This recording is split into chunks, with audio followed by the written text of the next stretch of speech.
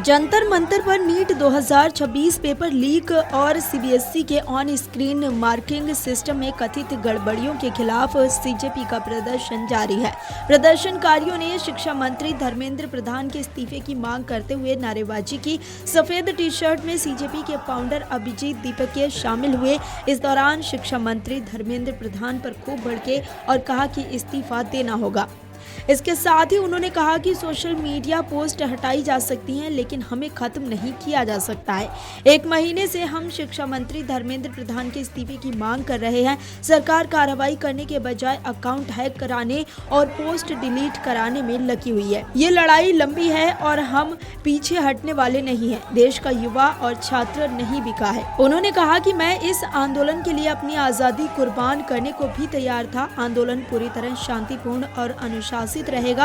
अभिजीत ने सवाल करते हुए कहा कि प्रधानमंत्री के लिए एक मंत्री अहम है या छात्र और युवा कब तक डर के साए में जीवन जिएंगे। सरकार को धर्म की राजनीति बंद करनी होगी। देश का एक युवा नागरिक होने की हैसियत से जिम्मेदारी समझता हूँ कि मेरा कर्तव्य है अपने देश के प्रति, अपने आने वाले जनरेशन्स के प्रति, कि हम इस संविधान की जो इसकी पवित्रता है, इसकी पवित्रता को हम प्रोटेक्ट करें और इसी के साथ आगे बढ़ें। कॉकरोच जनता पार्टी के आंदोलन को लेकर नया बयान सामने आया है। आंदोलन से जुड़े लोगों ने आरोप लगाया है कि कुछ लोग संवैधानिक तरीके से चल रहे प्रदर्शन को भड़काने और माहौल खराब करने की कोशिश कर रहे हैं। उन्होंने प्रशासन से ऐसे लोगों की पहचान कर तुरंत गिरफ्तारी की मांग की है। सीजेपी समर्थकों का कहना है कि उनका आंदोलन पूरी तरह शांतिपूर्ण और लोकतांत्रिक तरीके से चल रहा है। उन्होंने प्रदर्शनकारियों से भी किसी उकसावे में नहीं आने और अनुशासन बनाए रखने की अपील की। जंतर मंतर पर जारी प्रदर्शन के बीच सुरक्षा एजेंसियां भी हालातों पर लगातार नजर बनाए हुए हैं। तो वहीं प्रदर्शनकारियों का कहना है कि धर्म की राजनीति बर्दाश्त नहीं करेंगे, ये प्रदर्शन फेल नहीं होने देंगे। उन्होंने कहा कि ये सिस्टम की गलती से हुआ है, जो सारे कॉकरोच बाहर आ गए हैं। धर्म के नाम पर अब नहीं बटेंगे। धर्मेंद्र प्रधान इस्तीफा दो। एक मिनिस्टर की विफलता की वजह से छात्रों को जान गंवानी पड़ रही है।